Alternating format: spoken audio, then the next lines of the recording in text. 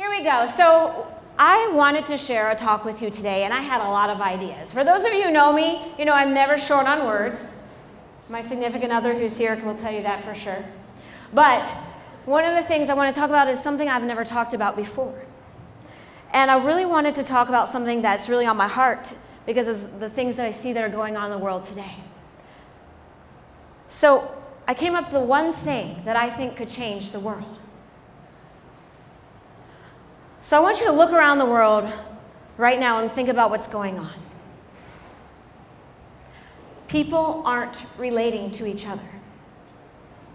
People aren't understanding each other. And because we don't relate and because we don't understand each other, we start to judge. Maybe we ridicule. Maybe we even hurt each other. And maybe the reason we do this is for a defense mechanism. Maybe it's because we're trying to protect ourselves, or maybe it's just because, I'll say this, maybe because we're just ignorant to something. But I believe that there's one really simple thing we could do that could change all of that. I got really interested in this when I was in high school. A lot longer than when Kristen was in high school ago. But when I was in high school, I went to a high school where I looked like everyone else in my high school, or everyone looked like me. And so I'll tell you though that even though I looked like everyone else in my high school, I never really felt like I fit in. You see, my high school, it seemed like everybody lived a perfect life. It seemed like everybody had 2 parents, a dog in the yard, the white picket fence, you know that saying. But my parents just got divorced. My mom was starting new again. We struggled. And it didn't feel like anyone else could possibly understand that. So I felt like I didn't belong. So we got a new principal my senior year, and they said, everyone, write a letter about what life has been like going to this high school.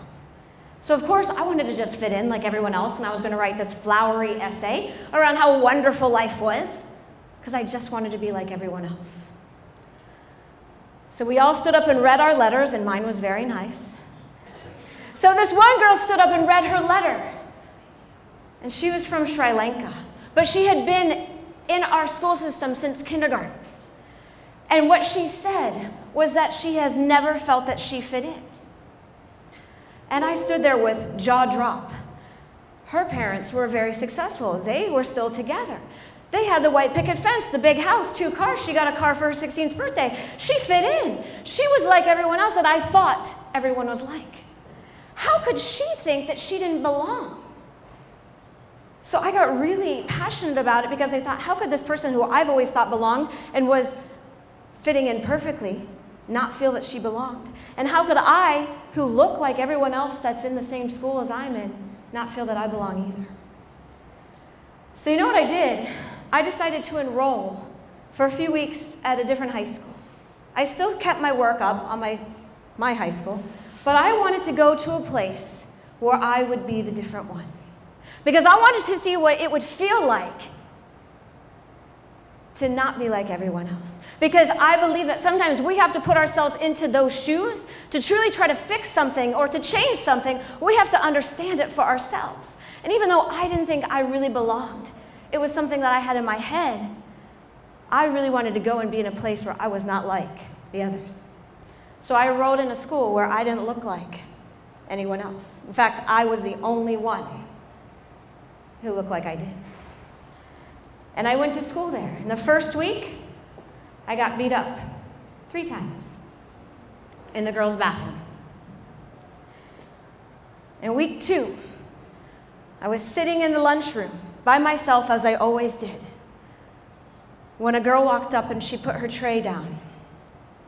And she said, "Can I sit with you?"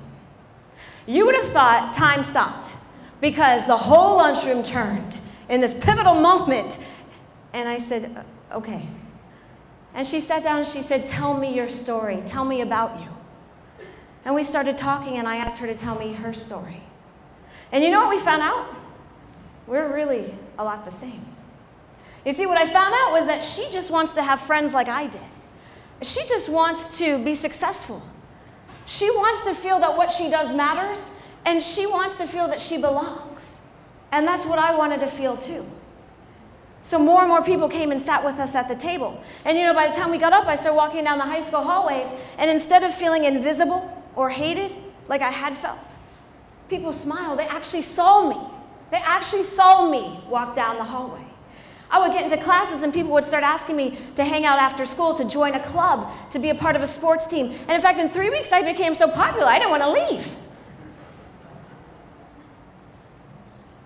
But what I found was, it wasn't about us being different. In fact, that's what we celebrate.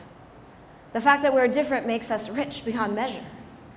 But it's about finding common ground with each other and knowing that we all just want to matter. I teach yoga in a jail.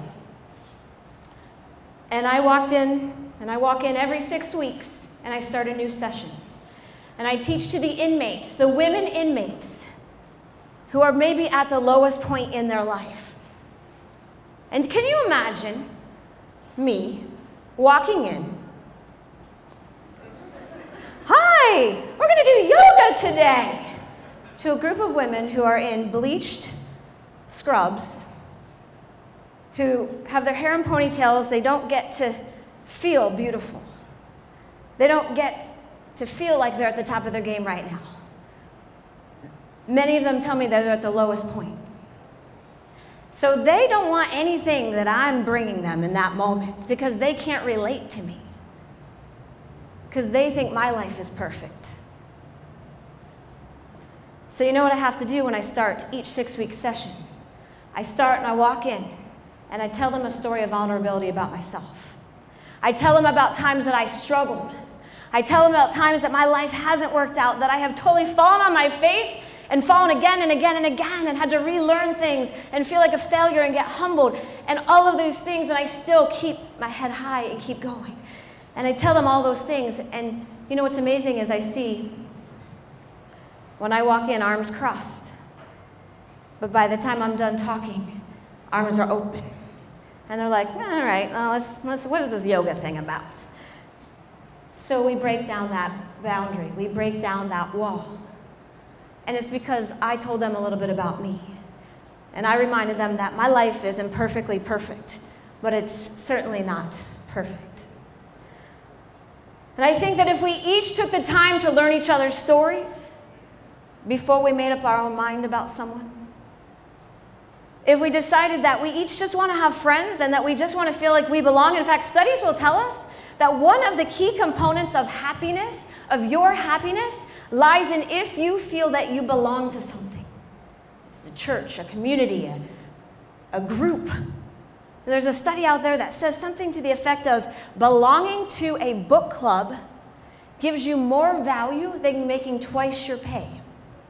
Now, I've questioned that a couple times, by the way, but they say because when you feel like you belong, you feel that you matter. And you matter. So I want to challenge you. The next time, tonight, tomorrow, you see somebody who's not like you. Maybe you would have totally disregarded them, not even paid attention to them, or maybe even seen them as invisible. Learn their story. Tell them yours. Because if you do this, maybe we can create this ripple effect. If each person in this room could go learn somebody's story and tell them yours, and then it has this ripple effect where they continue it on, maybe, just maybe, we could remind people that they matter. We could connect. We could break down all these boundaries and these walls that we've built up, and we could really move the world in amazing ways. So I challenge you to find that person that you wouldn't have found and learn their story. And if you do that, maybe that'll be the one thing that could change the world. Thank you.